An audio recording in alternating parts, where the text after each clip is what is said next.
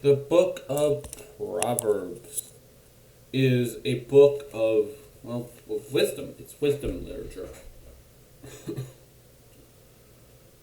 It talks about like the benefits of wisdom and all this sort of stuff. Beginning and wisdom is supreme. Warns against adultery multiple times. Like, do not do adultery. Don't. No, just. Yes, there is a bit of irony in the fact that the guy who wrote this, but most of it is Solomon. You know, Mr. Wife, number 565. Maybe he's like, telling. Okay, probably not that many, but still, he's probably really like, don't do what I do. So, anyway, so what are some of the wisdoms? Ill-gotten treasures are of no value, but righteousness delivers from death. Okay. Just think about these. Read them. The memory of the righteous will be a blessing, but the name of the wicked will not. The wise in heart accept commands, but a clattering of fools comes to ruin. What the wicked dreads will overtake him. What the righteous desire will be granted. Yeah. So often people have these fears and are so scared. So they do dumb things. And cause the very thing they were so scared of happening to happen. Notice this most prominently in the Tower of Babel story, where least we be spread across the earth. What happens in the end? They get spread across the earth. Yes. The way of the Lord is a refuge for the righteous, but it is the ruin of those who do evil. Yes. The Lord abhors dishonest scales, but accurate weights are his delight.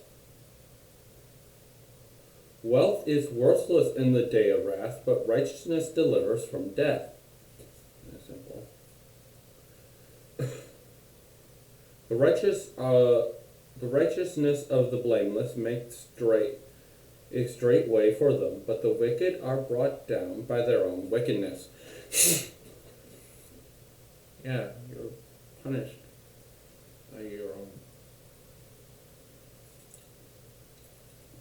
punishment, your own action. When a wicked man dies, his hope perishes. All he expected from his power comes to nothing.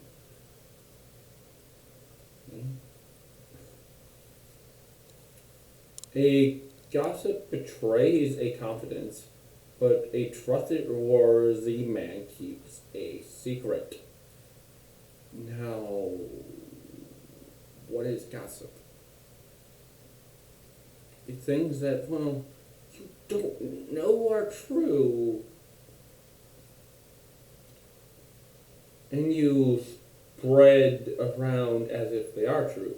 Or maybe something embarrassing, like someone has like a pimple on their butt or something.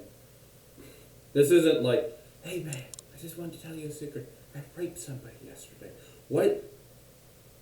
Yeah, don't tell anyone. No. That's not gossip. Yeah, for lack of guidance, a nation falls, but many adversaries make victory sure.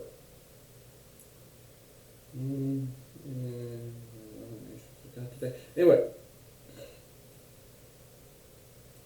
He who puts up security for another will surely fall, but whoever refuses to shake hands in a pledge is safe. Yeah.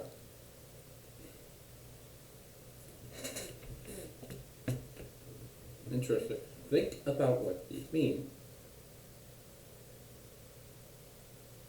A kind-hearted woman gains respect, but a ruthless man gains only wealth. Let me see which one's more valuable. The respect. The wicked man earns deceptive wages, but he who sows righteousness reaps a sure reward. Be sure of this, the wicked will not go unpunished, but those who are righteous will go free.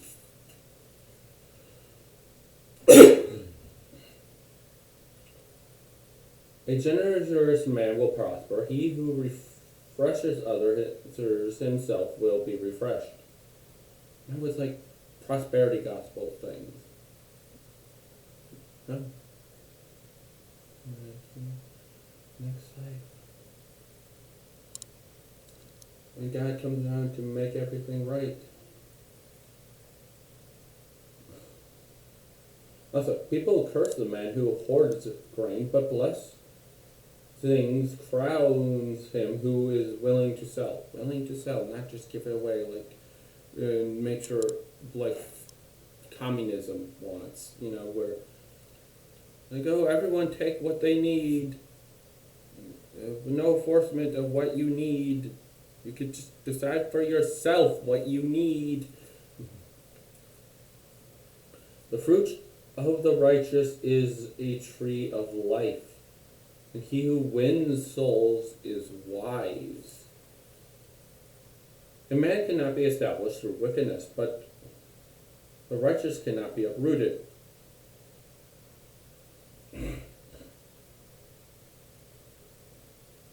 Yes, the words of the wicked lie in wait for blood, but the speech of the upright rescue them. Yes. A wise son heeds his father's instruction, but a mocker does not listen to rebuke. A sluggard craves and gets nothing, but the desire of the diligent are fully satisfied. One man pretends to be rich, but has nothing. Another pretends to be poor, but yet has great wealth. This is actually talking about real money, but is not talking about real money. A rich man may ransom his life, but a poor man hears no threats.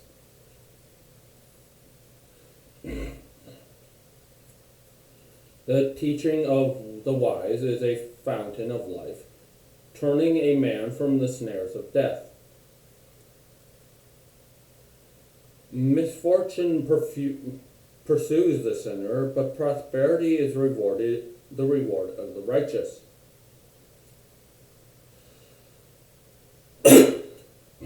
A fool's talk brings a rod to his back, but the lips of the wise protect him.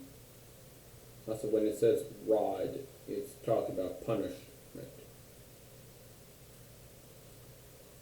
The faithless will be fully repaid for their ways, and the good man rewarded for his. The fear of the Lord is a fountain of life, turning a man from the snares of death. Yeah. A large population is a king's glory, but without subjects, a prince is ruined.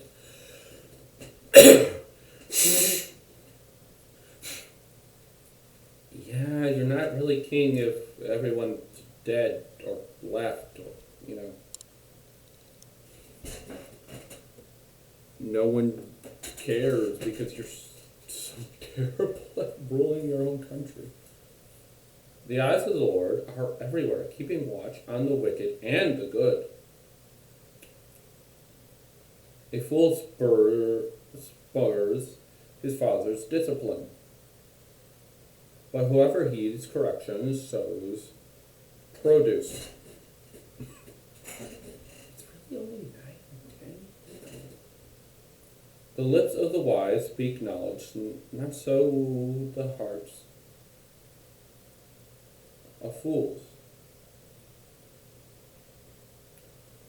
Yeah. A hot-tempered man stirs up dissension, but a patient man calms a quarry. The way of the sluggard is blocked with thorns, but the path of the upright is a highway. A wise son brings joy to his father, but a foolish man despises his mother. The Lord detests the thoughts of the wicked, but those of the pure are pleasing to him. Mm-hmm. All a man's ways seem innocent to him, but motives are weighed by the Lord. Well, I don't get, like, well, I thought I was doing the right thing, or it felt right, or it seemed right, or I feel like I'm being a good person. Yeah, so did Hitler. Hitler didn't just go, ha ha ha, I'm going to kill all the Jews because that's going to be the most evil thing I can do. No, he thought that was a good thing. Was he wrong? Yes, he was. Very, very wrong. It was evil and wicked and should not have happened. But guess what? Hitler and the rest of his cronies thought it was a good thing. Thought they were doing something righteous. Because all a man's ways seem innocent to him. Just because you don't feel like you're doing something wrong doesn't mean you actually are doing something wrong. And no, this doesn't mean you are literally Hitler. I'm just using the most extreme case to get it through your head. We look at anybody, any of the dictators throughout history, any of the people who have done evil. They all think they are doing good. Each and every one of them. That's why this idea of yin and yang is total BS. It's nonsense.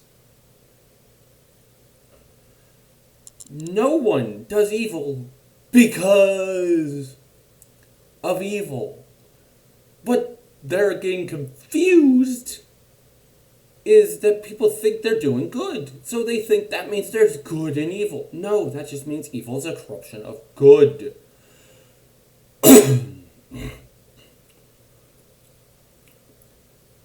That's all it means. Evil is a corruption of good, not this balance.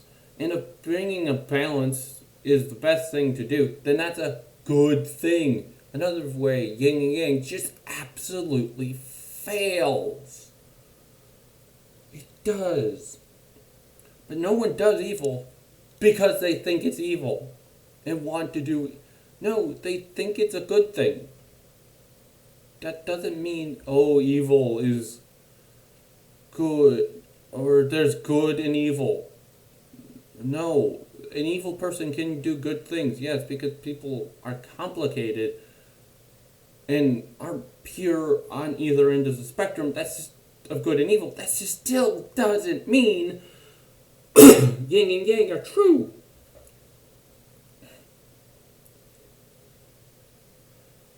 Ironically, it's the oversimplification of a complex topic.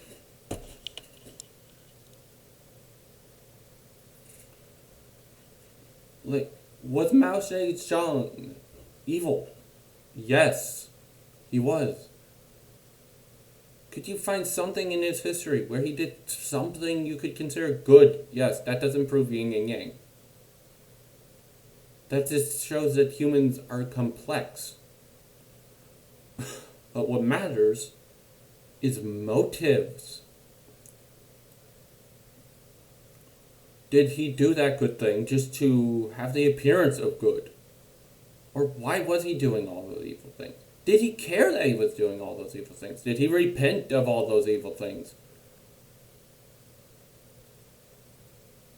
Yeah. Anyway, on with the reading of Proverbs. The Lord detests all the proud in heart. Be sure of this, they will not go unpunished.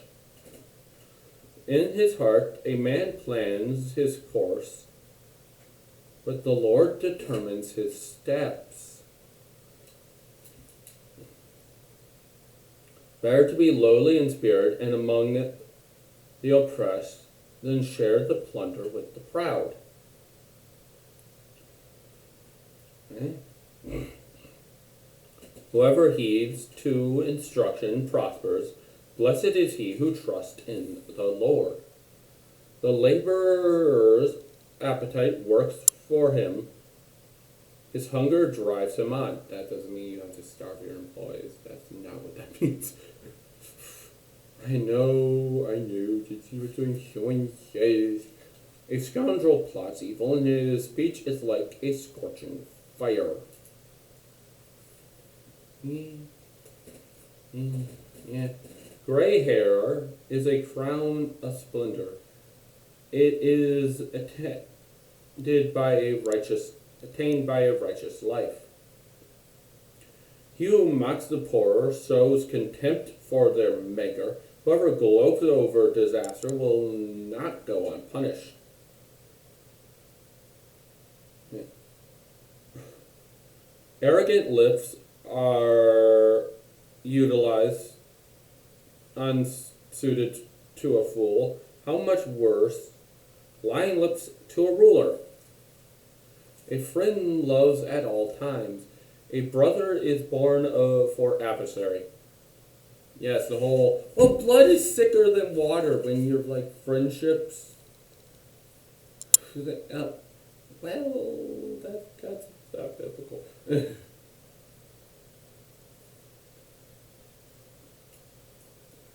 A man perverse heart does not prosper. He whose tongue is deceitful falls into trouble. Foolish son brings grief to his father and bitterness to the one who bore him. Yeah. The words of a man's mouth are deep waters, but the fountain of wisdom is a bubbling brook. One who is slack in his work is a brother to one who destroys. A gift opens the way for the giver and ushers him into the presence of the great. Oh wait, gift giving isn't this pagan evil ritual? Wow! A man of many companions may come to ruin, but there is a friend who sticks closer than a brother. Many curry favor with a ruler, and everyone is the friend of a man who gives gifts. A poor man is shunned by all his relatives. How much more do his friends avoid him? Why would that be? Oh yeah, because people want the money and stuff of the ruler. But they don't care about the poor person because there's nothing he can give them. Other than, his friendship.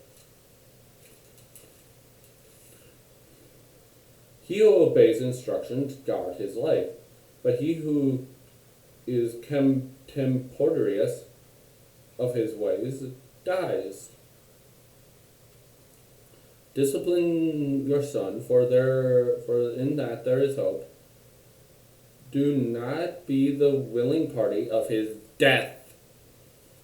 Yeah, I can do that later, that punishment thing later. And he'll understand when he's a teenager and fully grown up and all this and that and... No, he won't. He won't understand. He will think he can do anything and cry. And will get him anything he wants.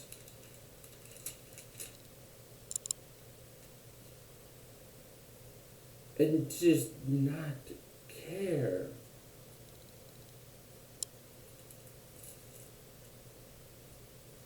or he won't be your friend. He will be your anger.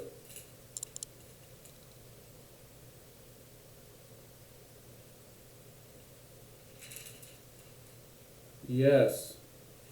And then Proverbs ends with a lot more. With this interesting thing. I am the most ignorant of men. I do not have a man's understanding. I have not learned wisdom, nor have I had knowledge of the Holy One, who has gone up to heaven and come down. Ezra and Elijah went up. They didn't come back down.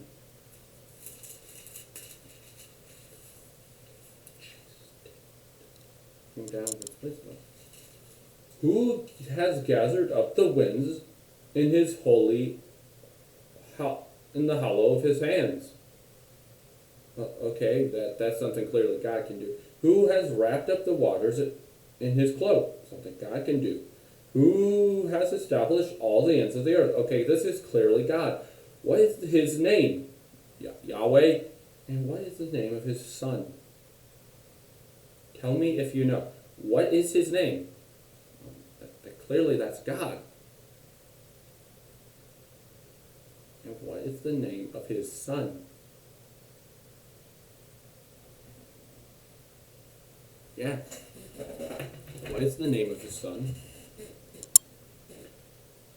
Oh yeah, but this was compiled by Solomon. So surely Solomon will be like, oh yes, it's like David, the son of God, in some way. Then why ask the question? Asking about God himself. 30 verse 4.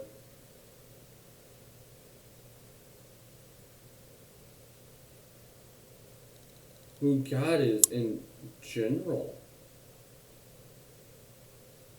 Yes. Who is his son?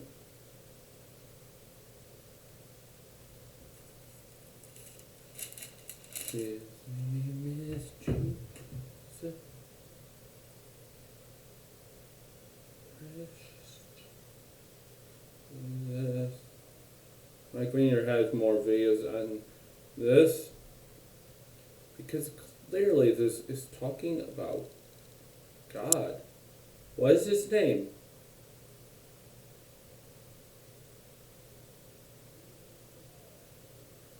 What is God's name? And what's the name of his son?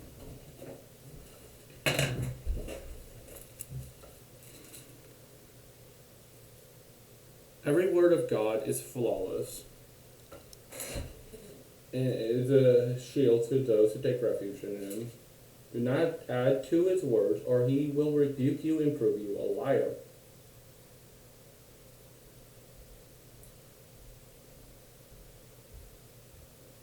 Yeah, so that's Proverbs.